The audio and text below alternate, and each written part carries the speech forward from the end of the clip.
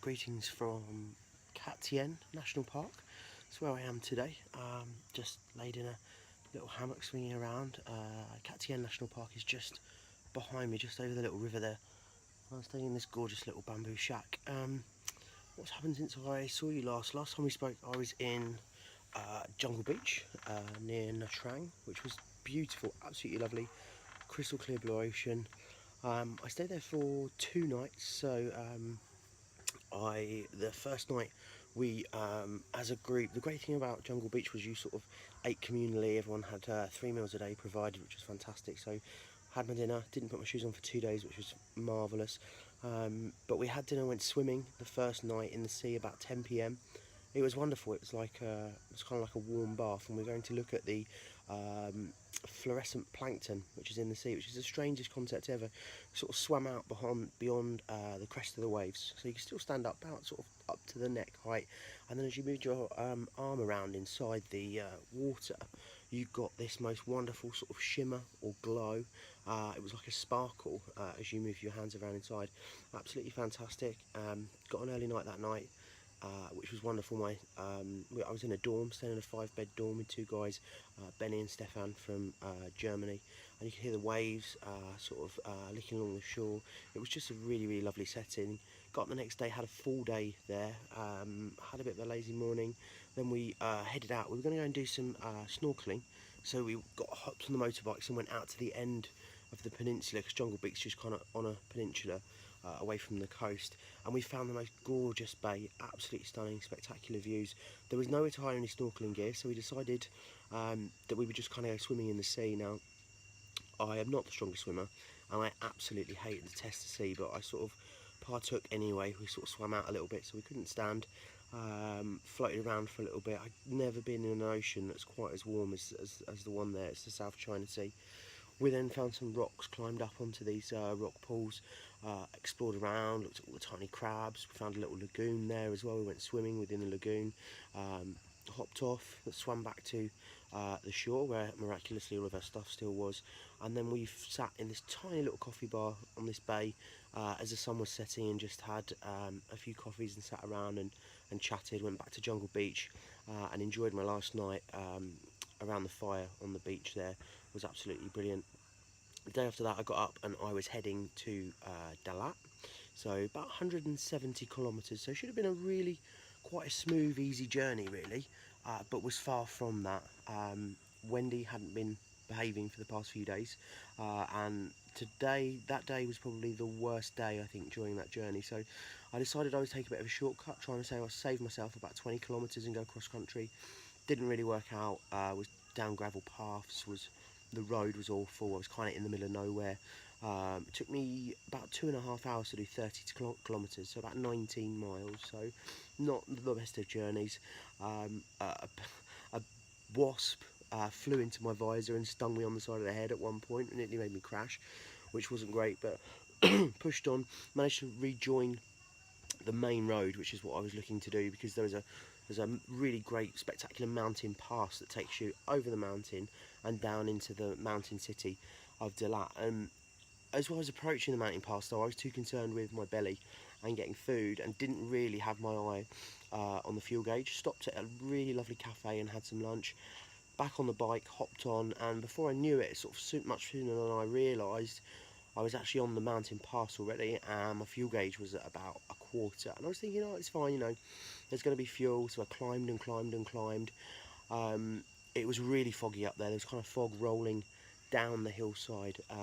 Could see the road was going higher, and the visibility wasn't great. And it actually got to the point where I realised that I wasn't going to be able to turn around and go back for fuel, and the road had got so remote that I probably wasn't going to find any fuel. So obviously started to panic. Decided to press on anyway, was all I could do. Found a small construction yard with maybe 3 people there, some tractors and stuff, and I thought, well, this is kind of my best shot. If I'm going to get fuel from anywhere, I'll be able to get fuel from here. And I pulled in, started to ask the guy that worked there if he had any fuel. He sort of said he did, but then he didn't really go and do anything, and it was all starting to get a bit helpless. And at that point I was kind of thinking to myself, oh, you know, this had to happen again on a day that I'm riding on my own. I could really do with a friend right now. And as if my prayers were answered, Padge, who had travelled with earlier in the holiday, rolled up next to me and asked me what was going on. And I've never been so relieved to see a friendly face in my entire life. With that, we continued to try and chat to these builders for a few more minutes. Didn't look like anything was happening. With that, a coach load of American tourists stopped by as well, and they a few of them hop off the bus and ask what's going on. One of them luckily speaks Vietnamese, and he then acted as a translator, and we finally got this 1 litre bottle of fuel, poured it into the bike, knowing that would be enough to get me to the next fuel station. And the builders wouldn't take any money for the fuel whatsoever. You know, I offered them 20,000 dong, which isn't a lot, you know, it's probably 70 pence, but it's about 4 times the cost of a litre of fuel. And yeah, they were absolute angels. They wouldn't take anything for it. So I pressed on we went along the road, but about 2.5 minutes later, my backpack started to fall off the motorbike as I was going around some bends. So stopped to secure that, and then who should roll up again but there's myself and Padge. We thought Connor was way ahead, and Connor rolled up as well. He pulled up too, so we were all together as a threesome. We pushed on through the mountain. We just got over the peak of the mountain, coming down the other side, and again, exactly what had happened earlier in the trip. My motorbike just started to stall, had no power, and it was really playing up. So we stopped and got some lunch. Hope that maybe letting it cool down for a minute might sort the problem. Had a bit of lunch in this really lovely place called Zudu up in the hills. Got back on the bikes, tried to go off again, and again, no, just didn't really have any power. Nursed it to a garage. Told Padge and Connor to push on without me. Had an oil change, got the spark plugs changed, and thought that had fixed it.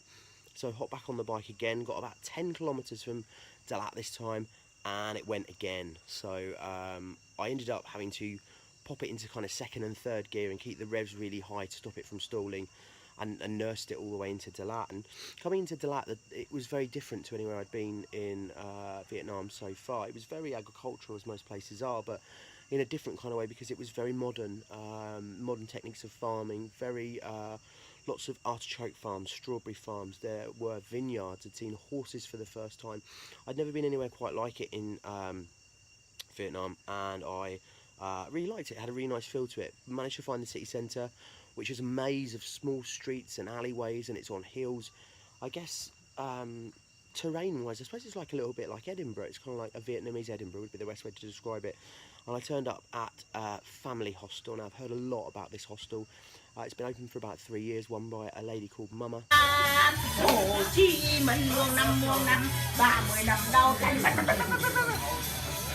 I've never had such a genuinely warm welcome at a hostel. It's amazing. The atmosphere is incredible. She runs it with a selection of her 10 daughters. As Sean Crawley would say, it is a bit of a hovel, not a hostel. I mean, it's cramped. The dorms are small. I mean, I've definitely slept in cleaner hostels, that's for sure, but never anywhere with a warmer welcome. And probably I would say my favourite hostel in the whole ever. Yeah, my favourite hostel ever, I'm going to say, most definitely. And very inexpensive too. Family meal every night at 5 PM for about 50,000 dong, which is about £1.60. Great tasty food. And anytime you pass through the kitchen there at Family Hostel, there was someone cooking something, offering you something. Beers were 30p. It was just a really nice place to hang out. So we went and had a few drinks in town that night, checked out some live music, which was great. I really loved the nightlife in Dalat too. And the next day just had a really lazy day. The view from the hostel was great. Had a little terrace you could sit outside. I sat and edited my last video together, and then in the afternoon I went and met up with someone from Germany, a guy called Simon from Germany, who I'd met previously along the trip. And we went to this fantastic vegan cafe, which was run by 2 Buddhist monks. Had them this incredibly delicious food, stuff I'd never tried before, fried banana flowers being one of them, roasted pumpkin and rice, and it was just absolutely delicious. And it's run by 2 monks. It was a really weird kind of setting, but really great that I went there and Simon took me there. After that we headed to Crazy House. Now, Crazy House is, well, as you'd imagine, it's a crazy house. It's a bit sort of Gaudi-esque. It's a bit like a Dali painting, I guess. It's actually a functioning hotel, but it's this series of mazes and walkways, and everything's rounded. It's a little bit otherworldly. It was apparently designed by one of the previous kings of Vietnam's daughters, and it was rumoured and speculated that she had some mental health issues as well, which might show slightly in the bonkersness of it. It's still partially under construction. Very small walkways, which was very high in the air, with handrails which are probably no higher than the knee, let's say. It was a good experience, architecturally brilliant. If you're into Dalat, you should definitely go and check that out. And that was the end of that day, really. I had again a family dinner. We went out and headed out for drinks again. Had a kind of early night because the next day, which was yesterday, was our canyoning trip, which was probably the main reason I went to Dalat in the first place. It's very famous for adventure sports, and it was no disappointment. It was the most terrifying experience in my entire life. I've never been as scared, but also I've never had as much fun as I did that day, I don't think. We were picked up in the morning from the hostel by Chicken Boy, Super Mango and Bamboo. They were the names of our guides, and these guys were absolutely brilliant. They were so full of energy, charismatic. They could have a joke, but they were there to reassure you and lend a helping hand when they needed to. So we drove over to the park where these waterfalls were. We got harnessed up. We had some safety briefings as well, and then we did a dry abseil, which was about 15 meters, which doesn't sound a lot, but believe me, when you're lowering yourself backwards off of a steep cliff, 45 foot above the ground, it's a long way down. So we did the dry abseil first. That was fantastic. We then did some water sliding. I grew up overnight. I played alone, I played on. And then it came time to start doing some of the wet abseiling. So we actually abseiled down a waterfall. I've never been as scared as I was. I don't think I've ever been as scared as I was during this. So we had to abseil down a wet waterfall. So this water's gushing down. Then you got to a peak where the water was actually coming into your face, and you had to try and hold yourself and shield yourself from the water while still letting yourself abseil down this cliff face. And then you had to drop about 15 meters. About 5 meters, 15 foot backwards into the water, trying to land on your bum as well, because the water was quite shallow, and it all went a bit wrong for me.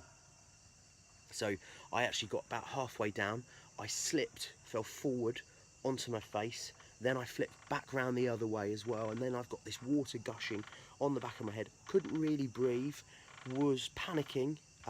It wasn't nice. Ended up managing to finally flip myself around and drop off the end of the cliff, and it all worked out fine. We got off of there.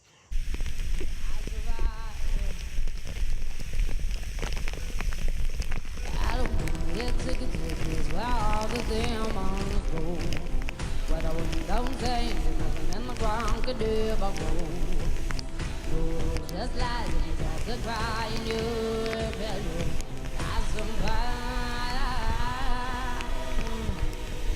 I'm still breathing, I'm still breathing, I'm still breathing, I'm still breathing.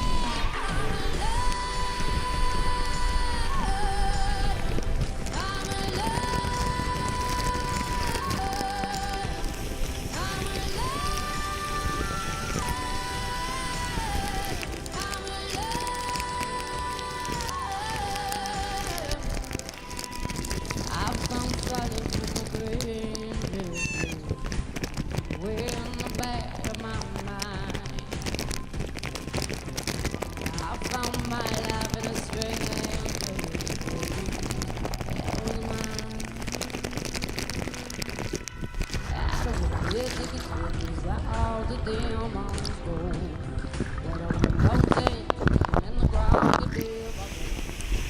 We then went and did a free jump as well, so an 11 metre free jump. There was a 7 metre and an 11 metre. I decided I would do the 7 metres in my head initially, and some people started to do the 11 metre jumps. I don't really like heights, and I'm not really keen on water either. But in the end, I felt like I couldn't be defeated, and I come here and I'd done a few things and faced my fears, and I didn't want to let this last thing defeat me. So I pushed on and did the 11 metre. I'm still breathing.